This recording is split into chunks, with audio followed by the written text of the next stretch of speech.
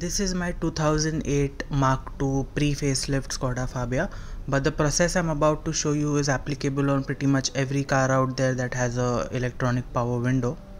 As you guys can see, the car is on, the front passenger window is working properly, but the driver side window is not. It is stuck open halfway. So let's just open up this door pad and I'll show you what to do further. First we'll remove this trim piece. Underneath this you can see there are two hidden bolts here, and there are two at the bottom of the door pad that are not really hidden. After you have safely removed the door pad, make sure you disconnect the socket for the electronic mirrors and remove the socket for the power window control and remove the power window switches aside. Now you disconnect the winder motor and remove the three bolts holding the winder motor in place.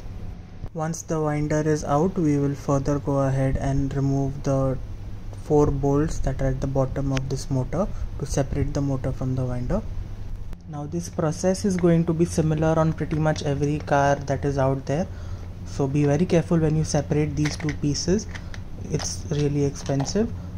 You see this black portion that's on the copper, this is what is causing a loose contact, so we will have to clean this up. We'll remove this from inside. There are two strong magnets down, so be careful when you pull this out. I'm using one hand for filming, so please excuse me. Let me just remove this and get back to the video. With this thing removed, on the inside if you see, there are these two square knobs.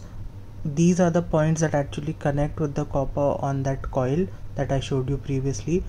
With time, a lot of corrosion and carbon builds up and it causes loose contact. You can use 800 or 1000 grit sandpaper to sand down the corrosion to clean it. Make sure you do not damage the circuit board that is inside, and once it's all cleaned on both the parts, we'll just put everything back together in reverse order and then check it on the car.